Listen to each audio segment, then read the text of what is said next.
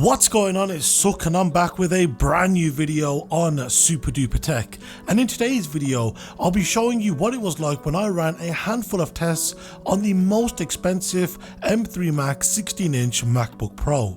Hey, you've probably not subscribed and we are on the road to 10,000 subscribers, so if you are new around here then be sure to subscribe, smacking that bell icon to be notified when any of my new videos get uploaded.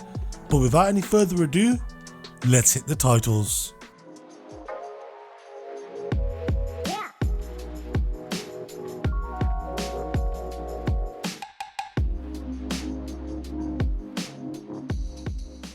So first things first, I do want to briefly mention the spec for this model. So this is the 16-inch MacBook Pro, which has an M3 Max chip, which has a 16-core CPU, a 40-core GPU, 128GB of unified memory, along with 8TB of SSD-based storage. I've already uploaded a video on a similarly spec'd 14-inch MacBook Pro, so if you want to go and check out that video, then I'll leave it linked down below in this video's description, or alternatively you can click the card in the top right corner to be taken to that video. But hey, let's take a look at what happened when I ran some tests on this MacBook Pro. So I started off by running GeekBench 4. So GeekBench 4 is a slightly older version of GeekBench, and so it should allow us to draw comparison to previous MacBooks and Windows machines from years prior. So when running the CPU test, I got a single core score of 8,528 along with a multi-core score of 67,690.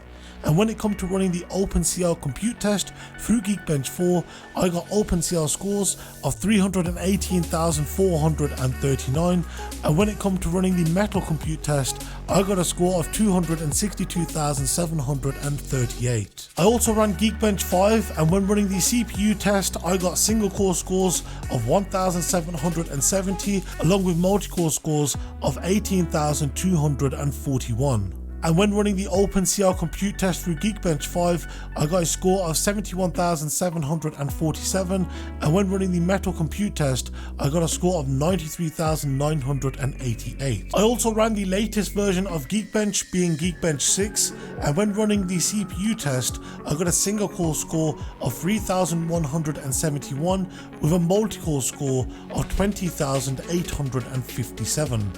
I also ran the GeekBench 6 compute test and started off by running the OpenCL test, in which I got a score of 93,826. And when running the Metal compute test, I got a score of 155,605. I then ran GFXBench Metal. Now when running GFXBench, it runs a number of different tests and scenes at a range of different resolutions that vary from both higher and lower levels of intensity, with some being ran on and off screen. Now in the interest of saving some time, I have of course calculated the average for both the higher and lower level intensive tasks, but as always I will show you each individual result. So the average I got for the higher intensive tasks was a frame rate of 6,647.62 frames per second, and when it comes to the lower level intensive tasks, I got an average frame rate of 582.66 frames per second. I then ran a number of different tests through different versions of CineBench. Now I did try to run the CineBench R20 test, and for whatever reason on this 16-inch MacBook Pro it did not run. However, when I ran this test on a similarly spec'd 14-inch MacBook Pro, it managed to score 6,125. So I then decided to run CineBench R23, and when running this test I got a single core score of 1,874 along with a multi-core score of 23,966, which indeed gives us a ratio of 12.79. I then ran the latest version of CineBench, CineBench 2024, and when running this test I got a single core score of 140 along with a multi-core score of 1,675, which gives us a ratio of 11.76. I also ran the CineBench 2024 GPU test, and when running this test on this 16-inch MacBook Pro, it scored 12,931. Then ran a number of different tests from 3D Mark, and I started off with the wildlife test, which was pretty much useless on these MacBook Pros as they've basically always maxed out this test, with it averaging 120 frames per second. And when it comes to running the wildlife stress test, I got a best score of 20,040, with its lowest score also being 20,040. And so I then ran the Wildlife Extreme test, and with this test I got a score of 20,040, with it also coming in with an average frame rate of 120 frames per second. And when stressing this MacBook using the Wildlife Extreme stress test, the best score that the MacBook achieved was 20,040, with its lowest being 19,933. Which is higher than the 18,746 that we saw with the 14-inch similarly spec'd MacBook Pro. I also ran the Solar Bay test to test the ray tracing capabilities of this MacBook Pro, and when running this test I got a score of 31,561, with it pulling an average frame rate of 120 frames per second. And when it comes to running the Solar Bay stress test, the best score that this MacBook Pro achieved was 31,561, with its lowest being 31,560. So after 20 consecutive loops, you'll find that this MacBook Pro literally dropped by 1 point, which is certainly quite good. The next test that I ran was NovaBench 2. Now NovaBench is quite good as it tests all aspects of the machine, from its CPU and GPU all the way down to its storage and system memory. Now when running on this 16-inch MacBook Pro, I got a score of 4,313. I then wanted to test the speeds of the SSDs found in this MacBook Pro, so I then ran the Blackmagic disk speed test, and when running this test I got write speeds of 8,174.1 megabytes per second, with read speeds of 5,500.8 megabytes per second. And just to double check these results, I also ran the Aegir system speed test, and when running this test I got write speeds of 8,456 megabytes per second, along with read speeds of 4,574 megabytes per second. I also wanted to test the networking capabilities of this MacBook Pro, and so I ran the Wi-Fi speed test, and when running this test I got download speeds of 464 megabits per second, along with upload speeds of 95.6 megabits per second.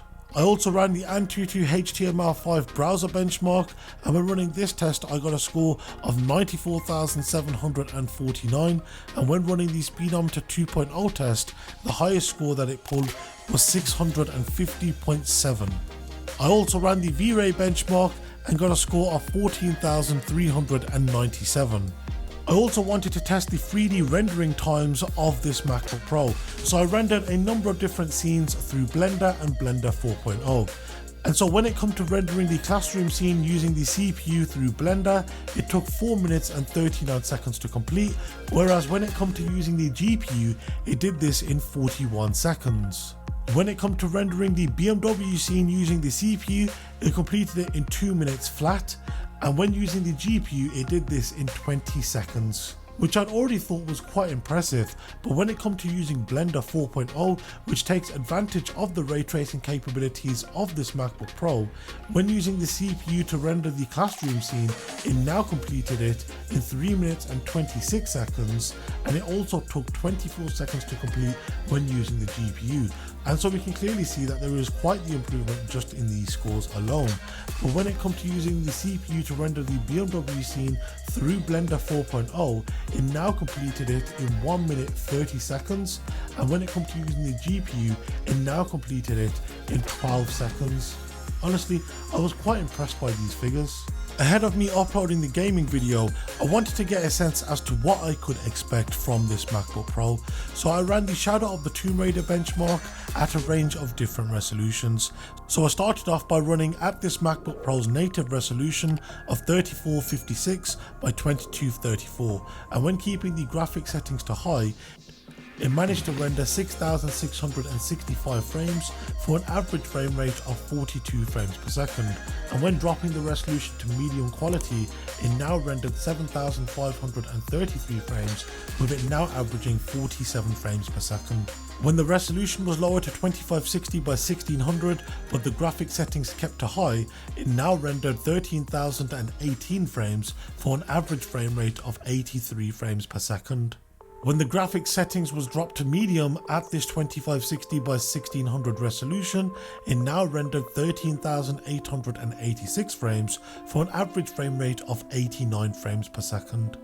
Dropping the resolution to 1920 by 1200 and keeping the graphics to high, it now rendered 19,831 frames for an average frame rate, which is quite impressive if you ask me, of 126 frames per second. And when lowering the graphics settings to medium, it now rendered 21,021 frames for an average frame rate of 134 frames per second.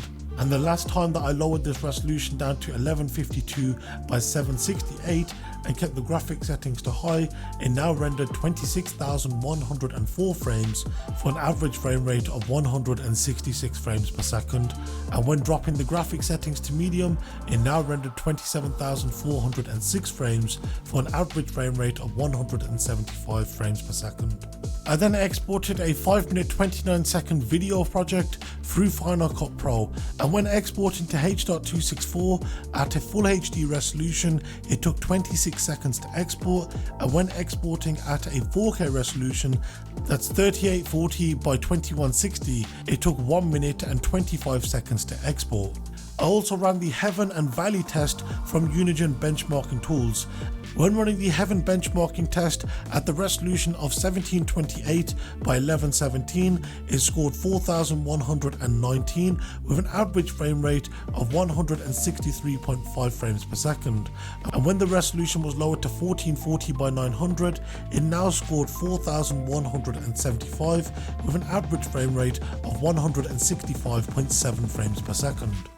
And when running the Valley test at the same resolutions, starting off at 1728 by 1117, it scored 5,325 with an average frame rate of 127.3 frames per second. And when the resolution was lowered to 1440 by 900, it now scored 5,264, with it also scoring an average frame rate of 125.8 frames per second. So firstly, be sure to subscribe, smack that bell to be notified when my new videos get uploaded. Of course, if you've got any questions with anything that you've seen in today's video, then be sure to hit me up over on my social media, that's X and Instagram. I'll leave them linked down below in this video's description. Once again, thank you very much for watching, and I'll see you next time. Take care and have a good one.